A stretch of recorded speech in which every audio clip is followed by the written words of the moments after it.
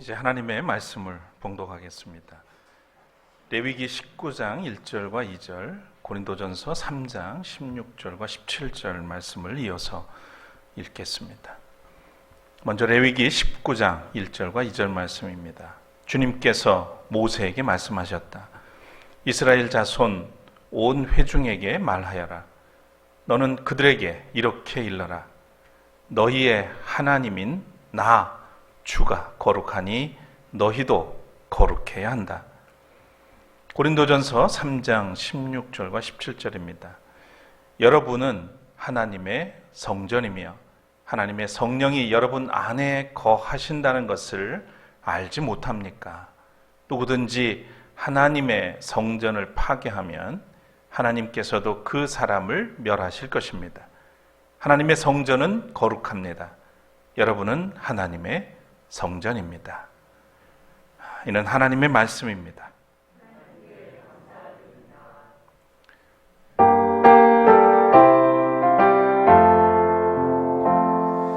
할렐루야,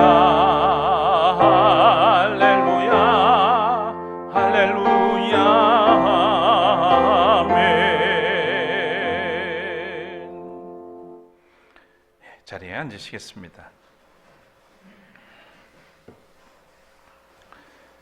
요즘 하루가 다르게 단풍으로 나무들은 단풍으로 물들어 가고 있습니다. 저마다의 빛깔을 내고 또 제 갈 길로 떠날 채비를 하는 것처럼 보입니다. 상록수는 초록빛을 더하고 낙엽수는 잎사귀와 작별을 고하고 있죠.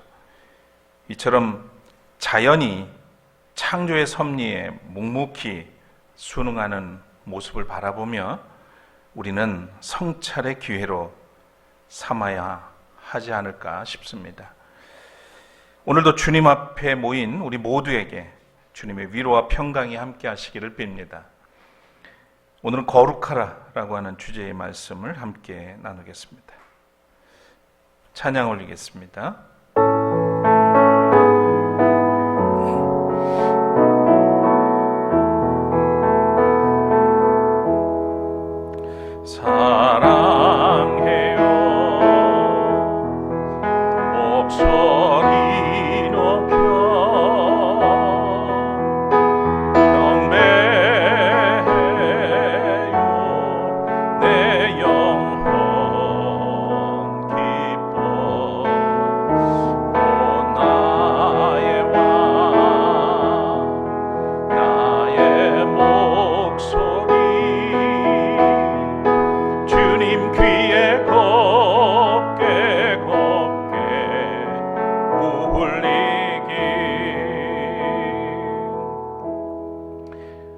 주님 감사합니다. 주님의 이름을 찬양합니다. 오늘도 이 예배의 자리에 우리가 함께하게 하시고 이 시간 주의 말씀 앞에 서게 해 주셨습니다. 허락하신 말씀이 우리 모두에게 생명의 말씀이 되게 해주시고 우리를 살리는 것으로만이 아니라 또 거룩한 영향력을 발휘할 수 있도록 능력이 되게 하여 주옵소서. 부족한 종을 세우셨습니다. 성령을 통해서 우리를 모두를 다스려 주시고 주의 뜻을 온전히 이루게 하여 주옵소서. 예수 그리스도의 이름으로 기도드립니다. 아멘. 한여름 교회 주변에는 자줏빛깔 나팔꽃이 피어납니다. 몇 해 전에 어디선가 씨앗을 따서 두었다가 뒤편 화단에 심었는데 무성한 덩굴을 만들고 피어나더니 지난해부터 이렇게 화단을 뒤덮고 그것도 모자라서 울타리를 점령해 버렸습니다. 나팔꽃은 영문으로 모닝글로리라고 합니다. 모닝글로리. 어떤 상점 이름도 생각나죠? 아침의 영광이라는 모닝글로리라고 그래요. 아침에 활짝 피었다가 낮부터 저녁까지는 아주 힘을 뺀 채로 쭉 늘어져 있습니다. 되게 아주 연약해 보이는 그런 덩굴 식물이죠. 근데 꽃이 지고 나면 반드시 그 자리에 봉긋하게 씨앗을 남깁니다. 제가 지켜보니까 이 나팔꽃은 번식력도 대단할 뿐만 아니라 생존력도 엄청납니다. 교회 건물 앞쪽에 울타리에는 아직 꽃을 피우고 있습니다. 다른 곳에 있던 나팔꽃은 이미 다 갈대로 갔어요. 근데 이 앞쪽에 있는 것만 여전히 남아서 꽃을 피웁니다. 제가 신기해서 매일 들여다보는데 지난 9월에 2차례 태풍이 지나왔을 때 아마 생존을 위해서 얼마나 힘을 썼던지 제가 덩굴을 이렇게 만져보니까 정말 겨울을 지날 만큼 아주 단단하고 촘촘하게 그렇게 얽혀 있는 거예요. 그러니까 손을 댈 수가 없어요. 무슨 나무처럼 그렇게 단단하게 그렇게 감고 있는 겁니다. 제가 그래서 언제까지 저러고 있을 건지 앞으로도 제가 계속 지켜보려고 그럽니다. 그 모습을 보다가 문득 이런 생각이 들었습니다. 1년살이 나팔꽃도 환경을 탓하지 않고 씨앗을 맺기 위해서 태풍 속에서 살아남아서 끝내 꽃을 피우고 있지 않는가.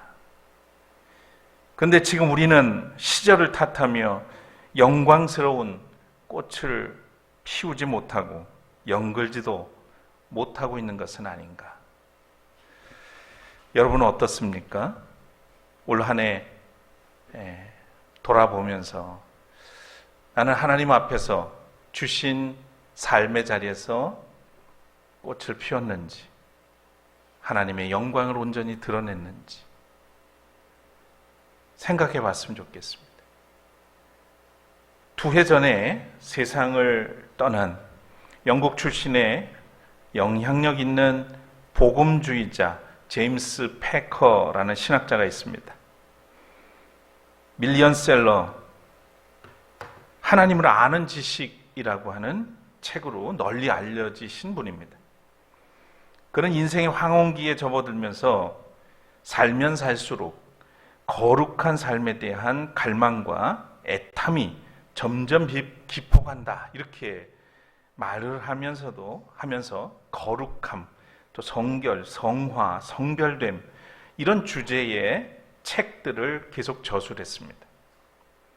그 중에 하나가 거룩의 재발견이라고 하는 책입니다. 이 책 서문에 이렇게 썼습니다. 성경에서 아주 강하게 모든 그리스도인이 거룩하게 살도록 부르심을 받았고, 거룩한 삶은 하나님을 기쁘게 하지만 부정한 삶은 그분을 분개하게 하며, 거룩함이 없으면 아무도 주님을 볼 수 없다고 경고하고 있다. 그럼에도 현대 그리스도인들의 관심은 진정한 거룩함에 있지 않다. 단지 재미나 성취감을 추구하고 현세에 필요한 기술이나 자신의 구미에 맞는 메시지를 선호하며 개인의 도덕성에 전혀 도전을 주지 못하는 대중적 주제에 관심을 보인다. 아주 슬프고 수치스러운 현실이다. 기독교의 소중한 가치들을 잃은 채 살아가는 그리스도인의 삶을 겨냥하고 있습니다. 반론을 할 수는 없을 것 같아요. 또 그는 이렇게 강조했습니다. 거룩한 삶은 하나님께서 우리를 구속하신 최종의 목표다. 그리스도께서 우리를 의롭게 하기 위해 죽으셨듯이 우리도 성화되고 거룩하게 살기 위해 의롭게 되었다. 거룩함은 새로운 피조물이 추구해야 할 목표다. 거룩함은 우리를 지으신 하나님의 목적이요, 또 그리스도인이 평생 추구해야 할 목표라는 겁니다. 우리가 은총으로 그리스도 안에서 거듭난 것은 계속 성장해서 마침내 그리스도를 닮아가도록 하기 위함이죠. 데살로니가 전서 4장 3절에 보면 사도 바울은 하나님의 뜻은 여러분이 성결하게 되는 것입니다 라고 되어 있습니다. 또 에베소서 2장 10절에도 우리는 하나님의 작품입니다. 선한 일을 하게 하시려고 하나님께서 그리스도 예수 안에 우리를 만드셨습니다. 하나님께서 이렇게 미리 준비하신 것은 우리가 선한 일을 하며 살아가게 하시려는 것입니다. 이렇게 말했죠. 자, 선한 일이 뭘까요? 여기서 말한 선한 일, 헬라어로는 아가도스라고 쓰여졌습니다. 용도에 따라서 이 말은 여러 가지 의미를 내포하고 있는데 핵심은 하나님의 거룩한 성품을 가리키는 말입니다. 이는 하나님께서 그리스도인들에게 거룩함을 행할 수 있는 잠재력을 주셨다는 의미고요. 따라서 선한 일은 성령의 이끄심으로 가능하며 하나님의 은혜에서 비롯되는 겁니다. 성서에서 거룩은 구별됨을 뜻하죠. 신학적인 용어로는 성화, 성결이라고 합니다. 또 성서의 구약 성서에서 히브리어로는 코데시, 헬라어로는 하기오스라는 말이 쓰여졌습니다. 우리가 지난 주일에 나눈 것처럼 온전함이 자신의 영혼으로부터 분리되지 않고 그릇됨이 없는 것이라고 한다면 거룩함은 하나님의 은혜로 성령의 이끄심을 통해 세속으로부터 구별되어 깨끗하고 순결한 상태를 의미합니다. 오늘 읽은 구약의 본문인 레위기는 모세를 통해서 레위 족속을 중심으로 한 이스라엘 백성에게 주신 말씀입니다. 레위기 전체를 관통하는 주제는 거룩함이죠. 거룩의 원뜻은 말씀드린 것처럼 구별입니다. 거룩하지 않은 모든 것들, 말하자면 죄악, 우리 연약함, 부정함, 이런 것들로부터 분리되고 거룩한 상태를 말합니다. 이 거룩함은 하나님의 근본 속성이라고 할 수 있죠. 인간은 이 하나님의 거룩함으로 인해서 거룩해질 수 있는 가능성을 지니게 됩니다. 오늘 본문에 주님께서 모세에게 말씀하셨습니다. 이스라엘 자손에게 말하라는 거죠. 어떤 말입니까? 너희 하나님, 나, 곧 주 되는 내가 거룩하니 너희도 거룩하야 하라 하는 겁니다. 우리는 이 말씀을 읽으면서 거룩함이 하나님의 명령임을 깨닫게 됩니다. 거룩함은 선택사항이 아닙니다. 하나님께서 명령하시고 그리스도께서 요구하십니다. 거룩은 성경 전체에 언급되어 있습니다. 그 이유는 우리 하나님이 거룩하시기 때문이죠. 거룩하신 하나님이시기 때문입니다. 그래서 성경 처음부터 끝까지 이 하나님의 거룩하심과 또한 하나님의 백성이 거룩하기를 바라시는, 명령하시고 요구하시는 또는 권고하시는 그 말씀이 계속 이어집니다. 하나님 앞에서 천사들이 택한 단어가 있습니다. 그게 바로 거룩이죠. 그래서 하나님을 향하여 외치기를 이사야서나 계시록에 보면 스랍들이 거룩하시다, 거룩하시다, 거룩하시다. 성삼위일체 하나님의 신성을 찬양하는 겁니다. 왜 거룩이 세 번이냐? 삼위일체 하나님 한 분 한 분이 다 거룩하신 분이라고 하는 의미도 담겨 있습니다. 거룩은 오직 우리 하나님 안에 있습니다. 그래서 거룩을 알고자 한다면 먼저 하나님을 알아야 하죠. 하나님과의 관계 회복이 우선입니다.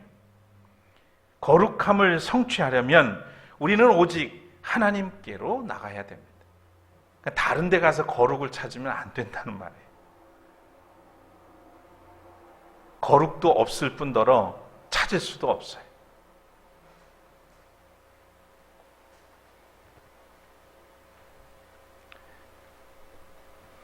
자, 그렇다고 우리는 하나님만큼 거룩하게 될 수 있을까요?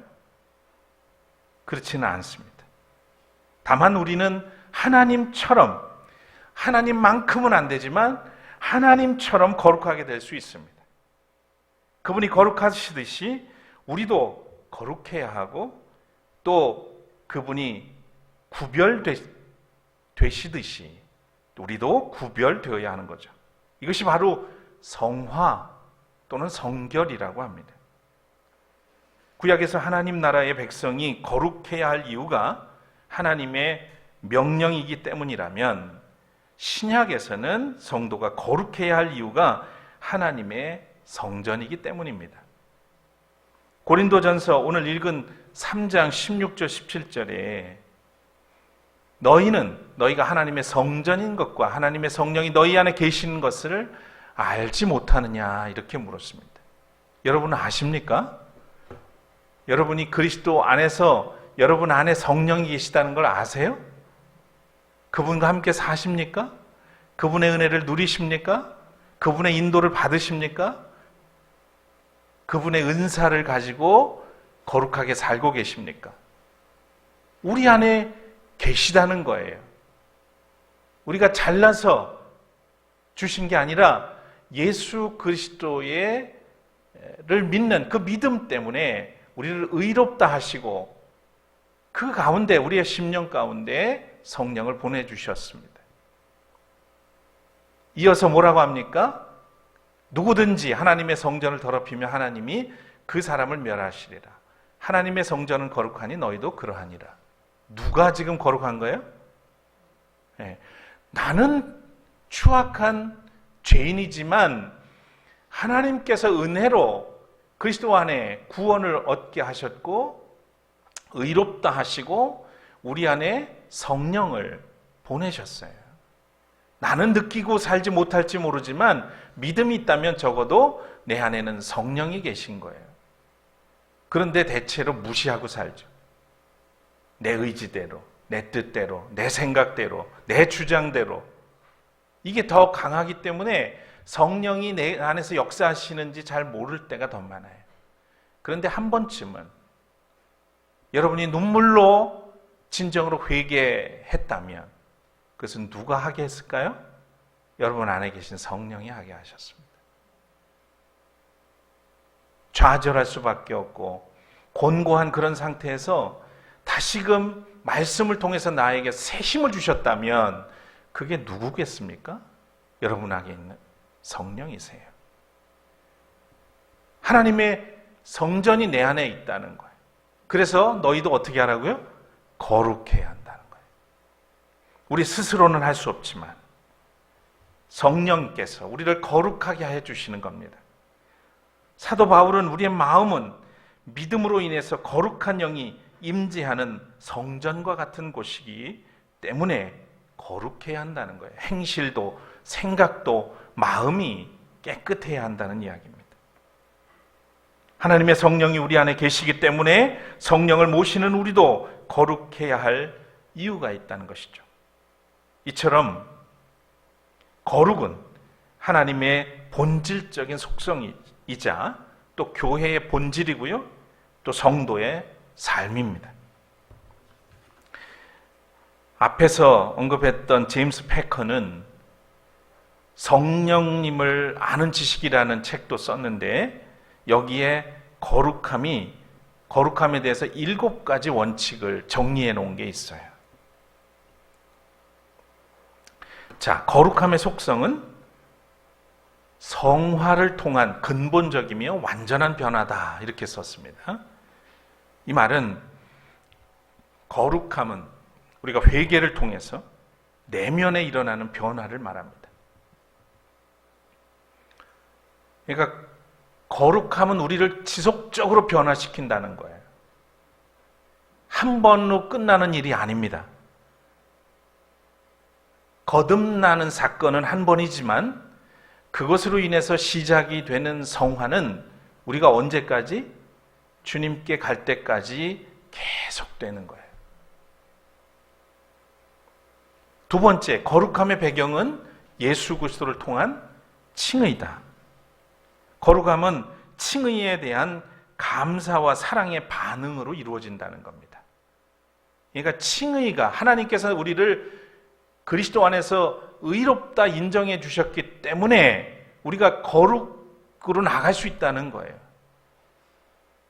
세 번째, 거룩함의 기초는 그리스도와 함께 십자가에 못 박히고 부활한 사건이다. 이 말씀을 다시 풀어보면 거룩함은 거듭남에서 시작된다는 의미입니다. 네 번째, 거룩함을 수행하시는 분은 성령님이시다. 거룩한 습관은 성령의 열매입니다. 거룩은 말씀드린 것처럼 하루아침에 일어나는 게 아니에요. 자고 깨어났더니 내가 거룩해졌더라. 아닙니다. 성령의 열매가 믿음 안에서 계속 맺어져 가면서 거룩해져 간다는 거예요. 다섯 번째, 거룩함을 체험하는 일은 의식적인 노력과 투쟁이다. 부정함을 버리고 거룩한 습관을 정착하기 위해서는 성령의 도우심과 함께 의지적인 노력과 투쟁이 따라야 된다는 거예요. 여기서 투쟁이라는 말이 여러분 어떻게 들릴지 모르겠는데 나와의 싸움이 있어야 돼요. 나뿐 아니라 나를 둘러싼 불의한 것들과 싸워야 되는 거예요. 그래야 나는 심령이 거룩해질 수 있고 하나님의 의를 이룰 수 있는 삶이 되는 거죠. 성령이 내 안에 계시지만 성령은 그냥 우리를 수동적으로 만드시지 않으세요. 성령은 능동적으로 일하시는 분이세요. 우리로 하여금 거룩하게 살도록 하시는 분이지 나를 대신해서 막 거룩하게 일하시는 분이 아니란 말이에요. 그러니까 우리의 의지와 우리의 노력도 그렇게 순수한 마음으로 해나갈 때 성령께서 함께 하셔서 그렇게 온전하게 만들어주시는 거죠. 여섯 번째, 거룩함의 규칙은 하나님께서 계시하신 법이다. 거룩함은 하나님이 제정한 절대적인 의와 법이 기준이 된다는 것이고요. 일곱 번째, 거룩함의 본질은 사랑의 정신이다.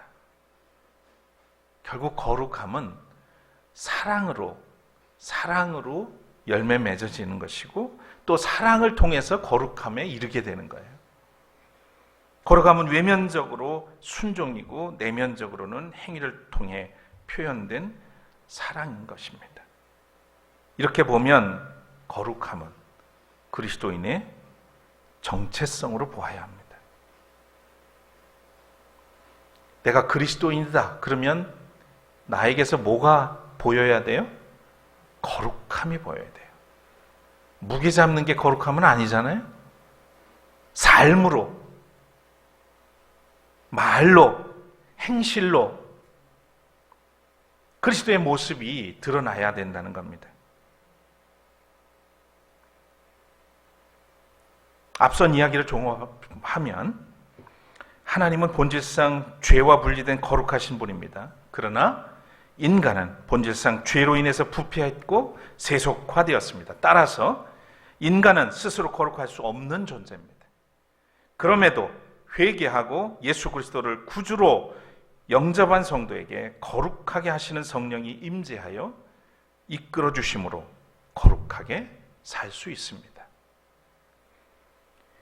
주님의 말씀도 제대로 지킬 수 없는 우리가 어떻게 거룩함에 닿을 수 있을까요?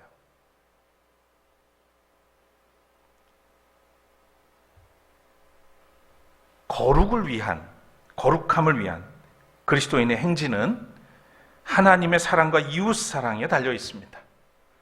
사랑은 타인에 대한 감정이 아니라 타인의 삶에 유익을 끼치는 행위를 통한 관계 형성을 의미합니다. 사랑은 관계예요.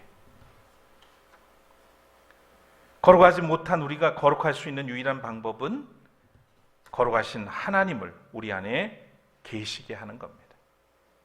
은총과 사랑의 신비를 통해서만 거룩함에 우리가 닿을 수 있습니다. 존 웨슬리 목사님은 우리가 성령과 함께 거룩한 삶을 살아가는 과정을 성화라고 했고, 예수 그리스도의 희생과 헌신의 삶을 따라서 사랑으로 하나님의 완전하심에 이를 수 있다. 이것을 기독자의 완전이라고 명했습니다. 그렇게 부르셨어요. 기독자의 완전, 그리스도인의 완전. 우리 힘으로는 아니지만 하나님의 은총으로 그리스도에게까지 다다를 수 있다는 이야기입니다. 우리는 그 여정에 있을 뿐이죠, 지금. 여정에 있는 겁니다. 모든 인생은 아시다시피 하나님의 작품입니다. 작품은 작가의 목적과 의도를 잘 드러낼 때 걸작품이 되죠. 성도는 하나님의 목적과 의도를 삶을 통해 드러낼 때 그 가치가 있는 겁니다. 하나님께서는 그리스도 안에서 우리 안에 성령을 보내셔서 성전으로 삼으셨어요.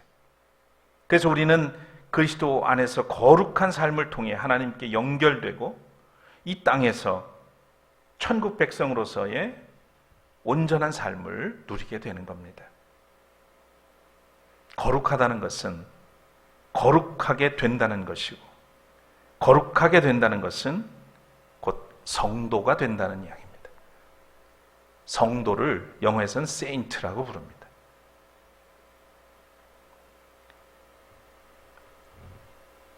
십자가에서 죽기까지 자신을 내어주신 예수님은 하나님의 거룩한 일을 위해서 구별되신 것이었습니다. 주님은 우리도 세상 속에 살아가지만 거룩함으로 구별돼서 선한 일을 하기 원하세요. 그래서 십자가를 지기 전에 이렇게 아버지께 기도를 올렸습니다. 내가 그들을 위하여 나를 거룩하게 하는 것은 그들도 진리로 거룩하게 하려는 것입니다. 요한복음 17장 19절 말씀입니다. 주님이 거룩해야 했던 이유는 우리로 하여금 제자들을 비롯한 하나님의 백성들이 진리로 거룩하게 되기를 바라셨기 때문이었다는 얘기죠. 그 기도를 하셨어요. 마지막 기도에 아버지와 내가 거룩한 것처럼 저들도 거룩하게 해 주십시오. 이 기도인 거죠. 하나님은 때때로 우리에게 고난을 주셔서라도 우리와 깊은 교제를 나누시길 원하시고 우리를 거룩하게 하시기 원하십니다. 연단이라는 게 있죠. 연단. 단단한 나무. 아까 나팔꽃 얘기를 했습니다만 나무들도 바람에 흔들리면 흔들릴수록 뿌리가 깊게 내려집니다. 가뭄이 들고 목마를수록 뿌리는 물을 찾아서 더 깊이 뻗게 되어 있습니다. 하나님은 때로 우리가 진정으로 하나님 안에서 거룩해지길 원하셔서 고난을 허용하시기도 하죠. 고난을 통해서 우리와 교제하기를 원하시고 그 과정 속에서 우리가 더 다듬어지고 정금같이 단련되기를 원하시기도 합니다. 찬송가 305장 어메이징 그레이스의 가사를 쓴 존 뉴턴을 아실 겁니다. 이분의 시 중에 이 거룩함, 성화에 대해서 아주 귀한 생각을 하게 하는 시가 하나 있습니다. 이 시를 읽어드리고 마무리하겠습니다. 하나님께 간청하였네. 믿음과 사랑과 은혜 안에서 자라게 해주시고 구원에 대해 더 많은 내용을 깨달아 더욱 진지하게 그분의 얼굴을 구하게 해달라고. 바로 그분이 이렇게 기도하도록 가르쳐 주었고 내가 의지하는 그분이 기도에 응답하셨네. 하지만 거의 나를 절망으로 몰아가심으로써 응답하셨네. 하나님의 응답은 항상 결과가 좋은 것만으로 나타나지 않습니다. 그러나 우리에게는 반드시 유익하도록 응답하신다는 사실을 여러분도 경험적으로 알고 계시리라 믿습니다. 이어서 혹시 나를 예쁘게 봐주시면 즉각 응답해 주시리라 기대했었고 그분의 제어하는 사랑의 능력으로 나의 죄를 짓눌러 평안을 주시리라 기대했었네. 하지만 그분은 내 마음에 숨겨진 악들을 모조리 들추어내시더니 지옥의 분노한 세력들이 사면에서 내 영혼을 공격하게 하셨네. 그래, 마치 그분 자신의 손으로 나의 고뇌를 약화시키려는 의도 같았어. 내가 세운 그럴듯한 계획들을 싹싹 지우더니 나의 조롱박을 깨버리고 나를 낮추셨지. 주님, 왜 이러세요? 나는 떨며 울부짖었네. 벌레 같은 저를 쫓아다니며 죽이실 작정이세요? 그때 주님께서 대답하셨네. 이것이 믿음과 은혜를 요청하는 기도에 대한 응답이란다. 존 뉴턴은 자기는 하나님과 더 좋은 시간을 갖기를 원했고 바라는 것을 기도했지만 하나님은 그가 바라는 대로 응답하지 않으시고 그와 정반대로 오히려 숨겨진 악마저 다 드러나게 하시고 둘러싸는 사람들로부터 공격을 받게 하셨단 말이에요. 근데 그것이 주님의 응답이라는 거죠. 어떤 의미에서 믿음과 은혜를 요청하는 기도에 대한 나의 응답이야. 네가 정말 믿음 안에 온전히 서기를 원하고 네가 바로 거룩하게 되기를 원해서 기도한 거라면 나는 이 방법으로 너에게 응답하는 거야. 마지막 부분이 이렇습니다. 내가 주는 내적 시련이 이기심과 교만에서 너를 자유롭게 하고 세속적인 기쁨을 추구하려는 너의 계획을 부수며 오직 내 안에서 모든 것을 찾게 한단다. 무엇이요? 시련이.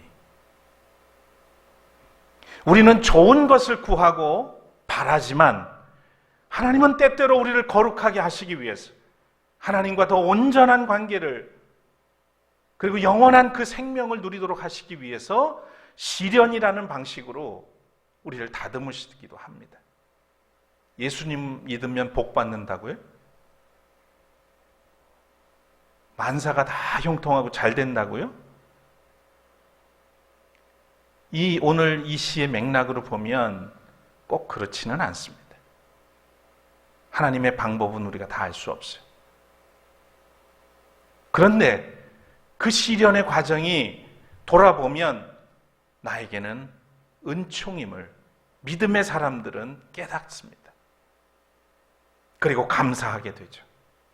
그래서 더 성숙하고 더 큰 시련과 어려움이 와도 능히 그것을 이길 수 있는 믿음의 자리에 서게 됩니다. 주님의 생각과 계획은 차원이 다릅니다. 훨씬 더 우리가 생각하는 것보다 깊고 오묘합니다.